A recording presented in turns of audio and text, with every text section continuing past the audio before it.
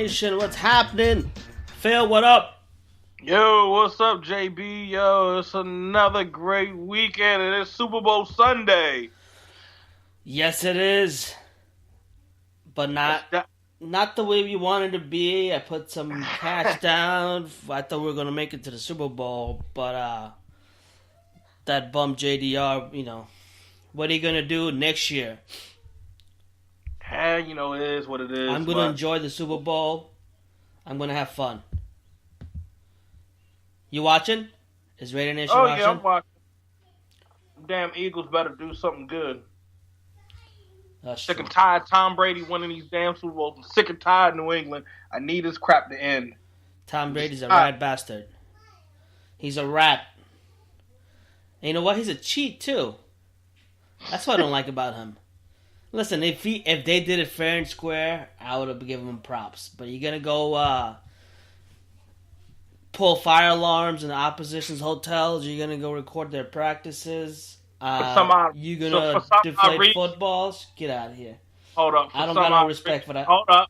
For some odd reason, them damn Eagles are sick. I know everyone's had the flu. You tell me how that happened all of a sudden. I don't know, man. It's always when someone plays the Patriots, right? Something bad happens. I swear, man. Every year. You ever seen those Criminal Minds or Law and Order? Like, there's a really smart criminal, and they always get caught because they think they're too smarter than everybody, and they're never gonna get caught. That's Belichick, man. That's what I think of when I think of Belichick. He thinks he's just smarter than everybody. He's a smart guy. Don't get me wrong, but then he thinks he can do whatever he wants and not get caught. And so, man, I've always thought Belichick was the Sith Lord. He's smart, but fucking cheat. Oops. Yeah, well, it is what it is. Yo, Phil. So today in the Raider Nation, we have we're gonna drop our first round one big board. I'm gonna drop my big board. You're gonna tell me what you like and what you don't like. So we either pick 9 or 10, right? Depending on the coin flip and the scouting combine that's coming up end of the month. Correct. So I'm gonna give you my top 10. So if number 1 is gone, number 2 would be my favorite. Number 2 is gone. Number 3 is my favorite. So one of the top 10 has to be probably someone in my top 5 will get selected because at least 3 or 4 quarterbacks are going first round. Maybe a tackle goes, and I don't think we go tackle. So when I do the big board, right, I don't just do best player available. I do best player available. Also look at position value. Because if you have the best player in your position, probably Quentin Nelson, but you don't take a guard first overall just because of the amount of impact he has in the overall game. So you take somebody. So if you have a quarterback, right, that's like, but my whole thing above average, you take him over a guard that could be a Pro Bowler. You know what I mean? Because above average quarterback is hard to find in the NFL, and that guy could probably take you to, playoffs after playoffs. So keep that in mind while I give you the big board. You want to say something? I'll tell you this. I don't know where this whole people saying we need an offensive guard. No. I'm not saying we do. Well, no, I've seen on a couple of the big boards, like the Raiders team needs and all, and I'm just like, where the hell are you getting this from? Because I had Colegio Simile. I just paid Gabe Jackson. Gabe Jackson's still a good offensive guard. Yeah. So somebody needs to do some damn explaining. Well, he did have injury. He had a ankle injury, which explains why he kept getting bulldozed this year. So, well, not even that. Well, if you look that and you look at some of the hoopla that went on, you got to factor that in. Factor that in. I mean, yeah, he did have the ankle injury, but I think with what we're going to be switching up with and what's going to be going on around us, I think things are going to be straightened out. All right, let me drop my big board. And you tell me how you feel. Number one, edge defender Bradley Chubb from North Carolina State. Number two, Denzel Ward, cornerback Ohio State. Number three, Saquon Barkley, Penn State. Number four, Minka Fitzpatrick, Alabama. Number five, Roquan Smith, Georgia. Number six, Maurice Hurst, Michigan. Number seven, Calvin Ridley, Alabama, wide receiver. Number eight, Harold Landry, edge rusher, Boston College. Number nine, Derwin James, Florida. Number 10, Tremaine Edmonds, Virginia Tech. Well, I forgot to mention the position. So Bradley Chubb's a edge guy. Denzel Ward's cornerback. So Quan Barkley's running back. Minka Fitzpatrick, number 4, is a cornerback slash safety. Number 5, Roquan Smith, outside linebacker. Maurice Hurst, strictly a 3 technique defensive lineman. Calvin Ridley, outside wide receiver. Harold Landry, edge. Derwin James, strong safety. And Tremaine Edmonds, inside linebacker. Thoughts? I mean, it just goes. I like it. To be honest, it actually is about like mine. Yeah. Now, Bradley Chubb, let's talk about the first 10 for a little bit. Bradley Chubb is a better pass rusher, in my opinion, than the 2014 first overall pick went to the Texans. Now, he's a really good run defender, but I think Bradley Chubb probably matches him in the pass rush department, which is pretty good. What's his name?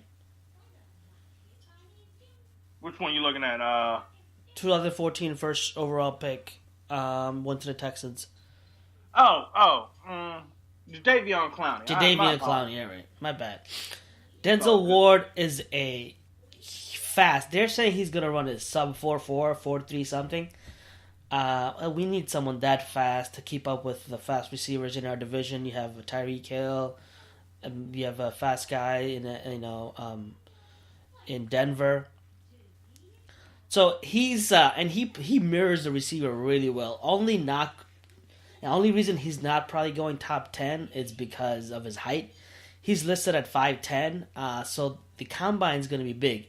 If he comes out under 5'10", he's going to drop. If he comes out around 5'11", he'd probably go top 10. If Eli Apple could go top 10, he could go top 10.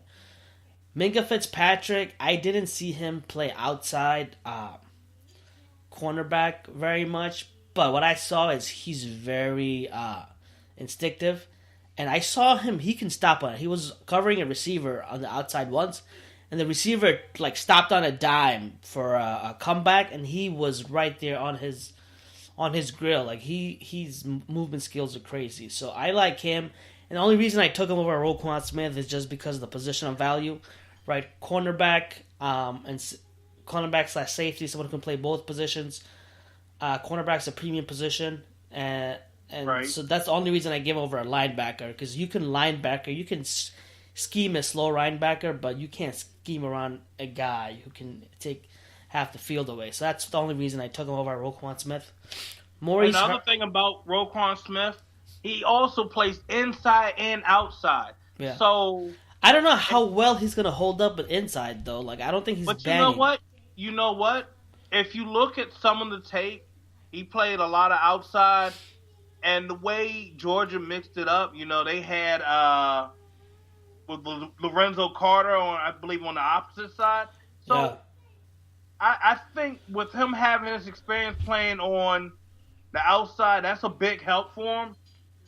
And, with the situation we went with our linebackers, you can't go wrong with, okay, I can move him inside and I can leave such and such outside. Or I'm going to leave him on the outside. We're going to re-sign Navarro Bowman. Then you're going to have maybe Bruce Irvin on the opposite side.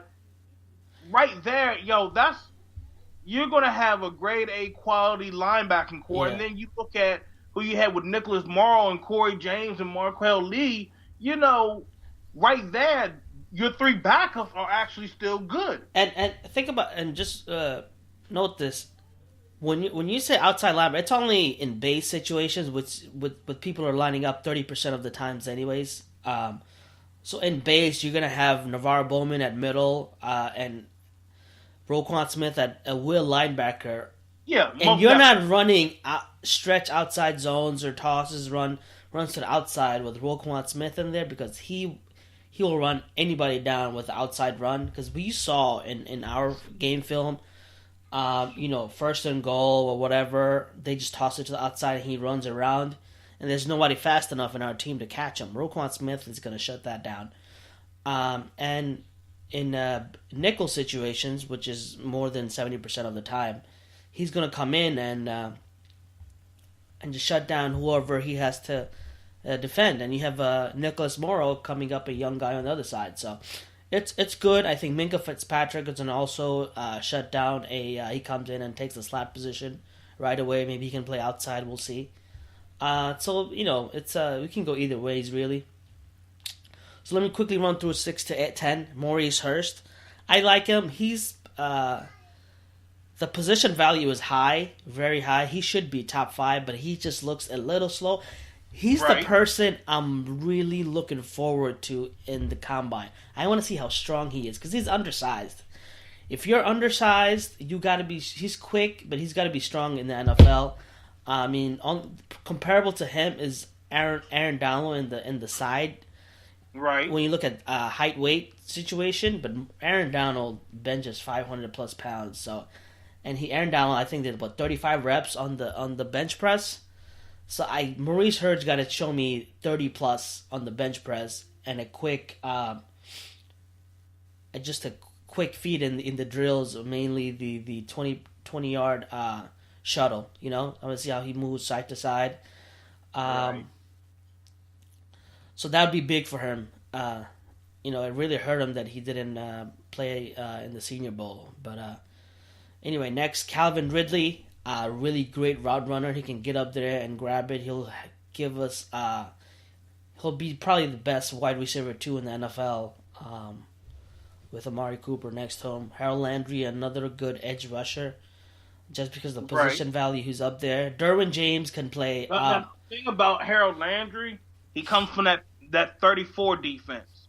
So he would have to bulk up a little, Yeah, without a doubt, he's definitely going to have to bulk up. I looked at his frame.